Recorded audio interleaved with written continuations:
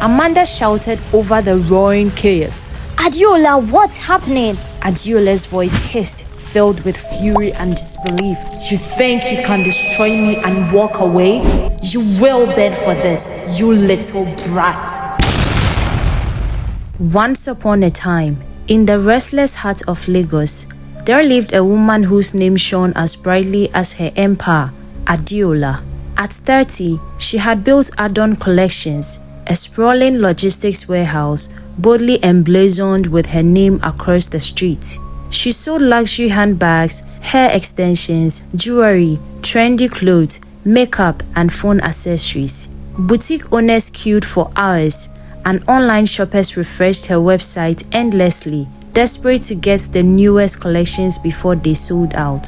She lived alone in a sleek lakey apartment. Marble floors reflected pendant light, racks of designer clothes stood like soldiers, and every detail from minimalist furniture to curated artworks radiated class. Social media painted her as a philanthropist, donations to schools, hospitals, and small entrepreneurs. But no one knew the hidden motives behind each act, each carefully woven into her secret life.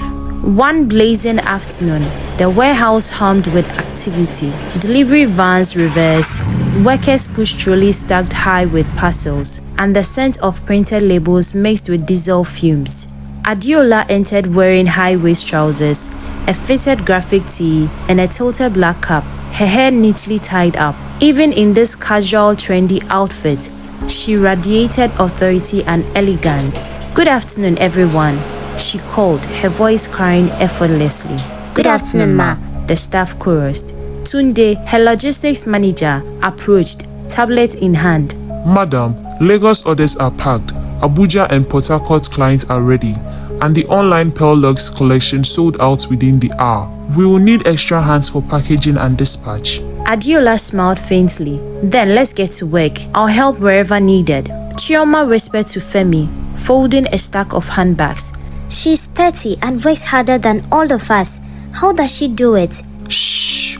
Some people don't last long when they gossip about her, Femi warned. Adiola moved among the workers, inspecting hair bundles, checking jewelry boxes, folding clothes meticulously. Chioma, ensure the curls on these hair bundles remain perfect. Femi, double-check the clasps on all jewelry, not a single mistake, she instructed. Yes, ma, they replied, moving faster under her gaze. Madam, you really don't have to do all this yourself, one young worker said.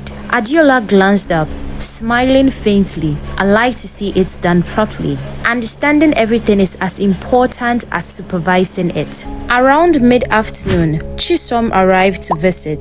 "Chisom, you are here. Wait in my office for a moment. I'll join you shortly," Adiola said, smoothing her tea and adjusting her cap. Chisom nodded and walked to the office. Observing Adiola move seamlessly through the warehouse, Tunde said softly to a colleague, "See how calm she is, but she notices every mistake." "She's not just a boss," the colleague replied. "She's different." After a few minutes, Adiola joined Chisom in the office. "Alright, let's catch up. How is life treating you?" Chisom laughed at her stories. You are incredible. How do you manage all this? Adiola smirked.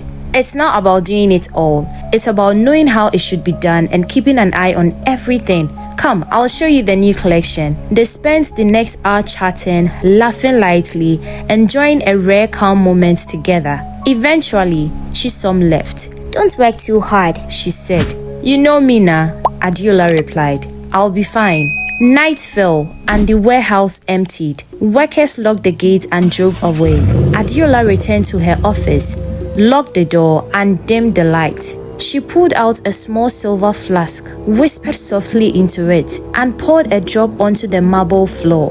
The air thickened, carrying the sharp scent of seawater. From the shadows, her core mermaid servant appeared, half human, half mermaid, tails flicking gracefully, eyes glowing. "Tonight's collection must be perfect," Adiola commanded. "Yes, mistress," they chorused. The mermaids began their work. Hair twisted itself into thick, glossy extensions. Handbags stitched themselves from strange skin-like material. Jewelry carved itself from bones and shells. Every item carried charm and a subtle dark power. When the chanting ended, the mermaids disappeared. Adeola waved her hands, and all the items vanished from the office, appearing instantly at her logistics warehouse, ready for distribution. Satisfied, Adeola returned to her apartment in Lekki. Alone now, she stepped out of her car, the city lights reflecting off the glass walls. Her eyes glimmered with deceit.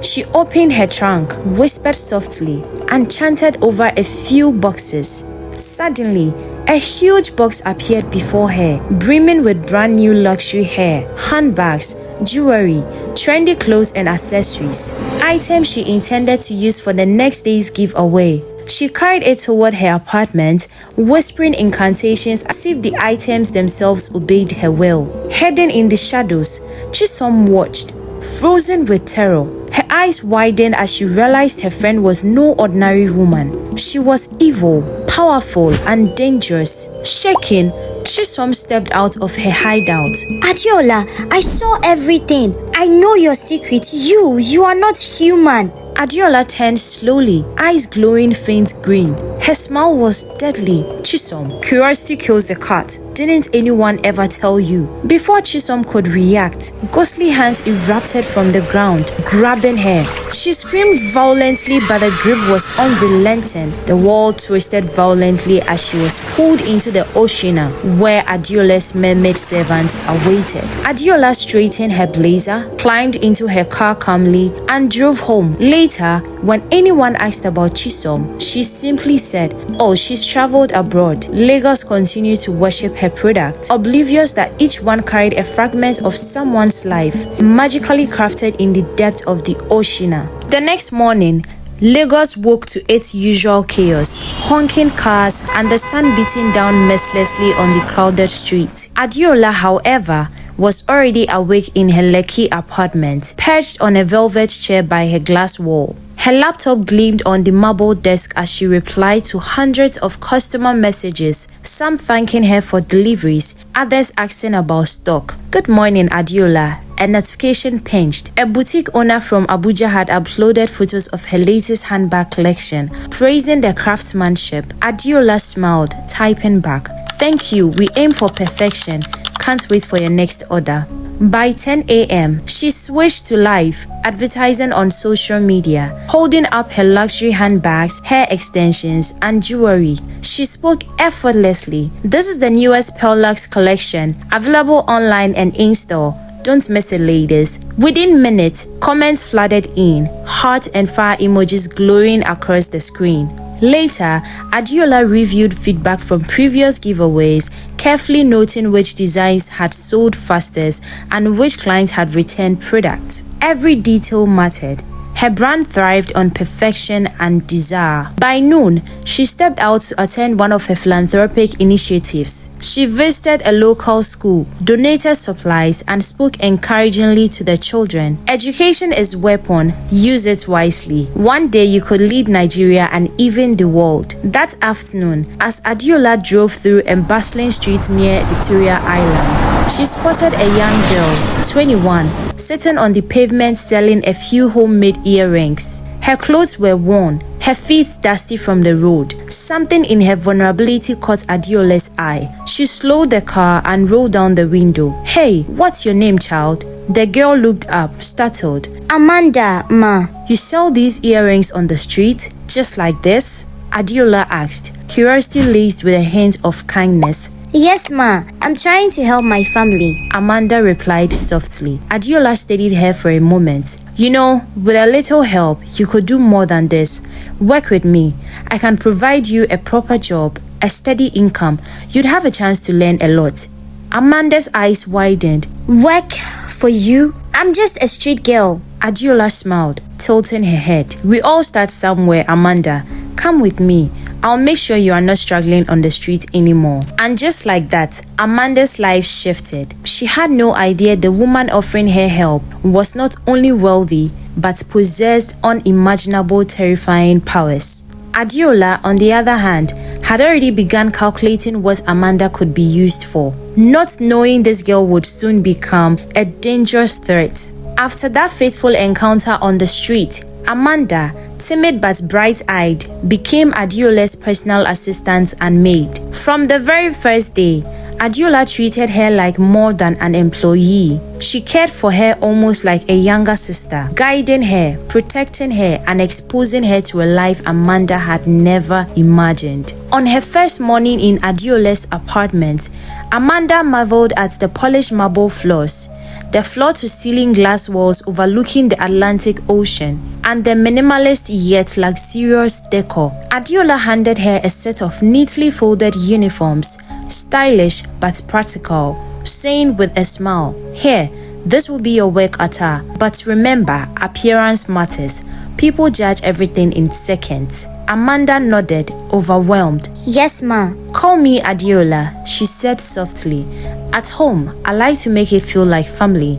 Work is work, but you are under my roof now. I look after my own." Over the next weeks, Adiola took Amanda shopping in high-end boutiques, teaching her how to carry herself, pick the right clothes, and speak confidently to clients. Amanda's street clothes were replaced with tailored dresses, designer sneakers, and smart work trousers. By the end of her first month, she looked polished, sophisticated, and confident. Madam, I don't know how to thank you. Amanda whispered one afternoon as they left a boutique with armfuls of luxury handbags and jewelry. Adiola smiled. "No thanks necessary. Just learn, observe, and do your work properly. Everything you see, everything you touch, it has a purpose. And remember, loyalty is everything.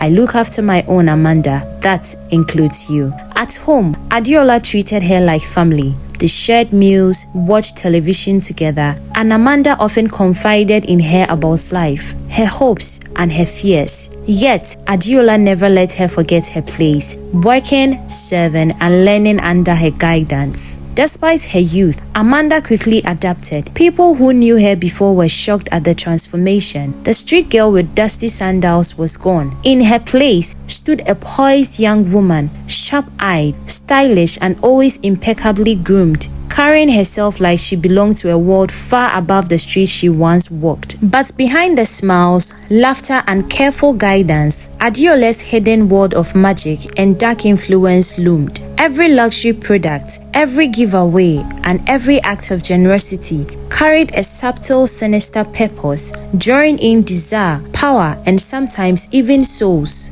Amanda had no idea yet that the life Adiola gave her, as perfect as it seemed, would soon draw her into the terrifying depth of her mistress's supernatural world. Weeks passed, and Amanda settled into her life with Adiola, observing, learning, and trying to stay cautious. Her strange power, the ability to see the unseen, had become sharper, showing her glimpses of Adiola's terrifying mermaid world, the crafting of cursed luxury products, and subtle hints of malevolent energy in the warehouse and apartment. One night, after everyone had left, Adiola returned to the warehouse, carrying a huge box she had prepared for the next day's giveaway. She wore trendy trousers, white sneakers, and a fitted jacket, moving effortlessly among her stuff. Once alone, she began chanting softly over the box. Ghostly mermaids appeared, lifting the hair, handbags, and jewelry as if alive.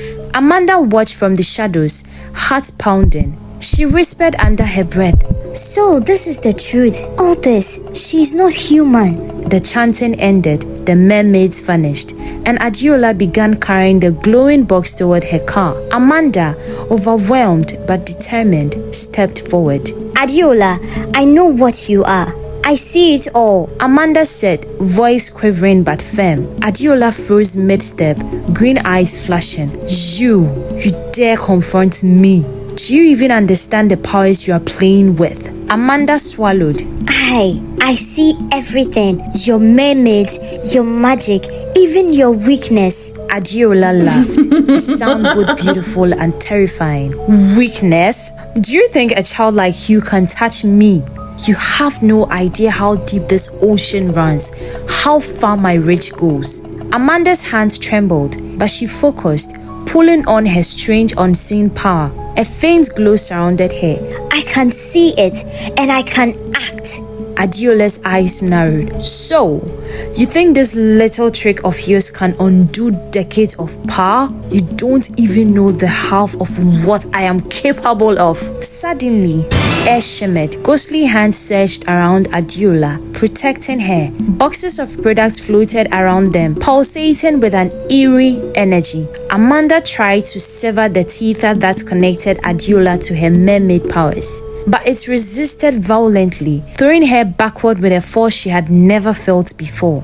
Do you see now? Adiola hissed, floating above the ground as her mermaid form flickered in and out of visibility. I am eternal. Every desire, every soul, every wish, mine to command. You are nothing. Amanda struggled to her feet, panting. I may be nothing, but even nothing can see the truth. With a surge of concentration, she reached again for Adiola's tether. This time, Adiola countered, her voice echoing with power. You think you understand the unseen? You cannot control the currents that made me. The room shook violently. Products flew in every direction. The mermaid spirit emerged once more. For a terrifying moment, it seemed Adiola would overwhelm her, dragging her toward the ocean that pulsed with dark energy beneath Lagos. But Amanda's vision sharpened. She saw the subtle flower, a hidden anchor Adiola had long ignored, a delicate tie to the underworld she depended on to maintain her form. Amanda whispered to herself, steadying her power. This is it. I have to hold it, or she wins. She rushed out, risking everything. The anchor fled. Resisting, Adiola shrieked, lashing out with ghostly energy, almost dragging Amanda into darkness. Shadows clouded at her, whispering threats and malice. Amanda felt the weight of her own mortality pressing down, but she didn't break. Finally, with a surge of her unseen power, Amanda struck the anchor. It snapped violently. Adiola screamed, her mermaid form twisting and flickering uncontrollably. The cursed boxes of product fell inert to the ground. You little pest, Adiola spat, crawling across the floor, human again, but weak, her glowing eyes dimming. This isn't over. Amanda stepped closer, voice trembling but commanding. It is over. Your empire ends tonight, and you return to wherever you came from. Adiola reached out, trying to summon the shadows, but the power had left her. The warehouse shook violently, as though the earth itself was rebelling. Crates toppled, metal shelves twisted, and the polished floor cracked beneath her feet. Amanda shouted over the roaring chaos. Adiola, what's happening? Adiola's voice hissed, filled with fury and disbelief. You think you can destroy me and walk away? You will beg for this, you little brat. The walls shook harder. Amanda stumbled, a crate falling beside her with a deafening crash. Dust and debris filled the air. She yelled, summoning her power instinctively. I won't let you win. With incredible effort, Amanda ran through the collapsing warehouse. With a final shriek, a vortex of dark water opened beneath Adiola's feet, and she was pulled downward screaming, dissolving into the current of the underworld. Meanwhile, Amanda dodged falling beams and flying crates. She ran, her lungs burning, until she finally burst out into the night. The entire Àdùn Collections warehouse collapsed in a cloud of dust and chaos, as if it had never existed. The city awoke the next day to news of the mysterious ruin, but no one knew the dark truth behind it. Even worse for the city, those who had purchased Adiola's luxurious product felt a sudden inexplicable disillusion. The once coveted hair, jewelry, and handbags now seemed cheap and ordinary. People who had spent fortunes were shocked and disappointed, wondering why they had been compelled to buy them in the first place. Social media buzzed with outrage and confusion. Adiola's empire had vanished into nothingness, leaving only regret and disbelief behind. Amanda, however, paid a higher price. The visions she had witnessed, the spirit she had fought, and the raw power she had used took a toll on her body. She collapsed one night, clutching her head, and whispered, I can't see. Everything is gone dark. Her eyes had been damaged by the force of seeing the unseen. She was blind now, unable to perceive the world as she once had. Yet, she still felt the spiritual current. Though her physical sight was gone, her powers remained. She had survived when no one else could. From that day on, Adeola's story became a legend whispered across Lagos and beyond. A tale of a glamorous, terrifying mermaid entrepreneur whose greed and dark magic had once ruled the city, and the young girl who had survived her wrath, though blinded by the cost of seeing the truth. Amanda lived cautiously after, always aware that some powers came with unbearable consequences. She never touched luxury products, never forgot the chaos she had escaped, and carried the memory of Adeola's wrath like a shadow in her mind. The lesson? Beauty, wealth, and power can hide monsters. Never be blinded by glamour. Never trust the surface alone. And remember, curiosity and insight can save lives, but even the brave pay a price for seeing the truth. Thanks for watching, guys. Please don't forget to subscribe to the channel, like the video if you enjoyed it, and comment below. See you in the next one. Bye.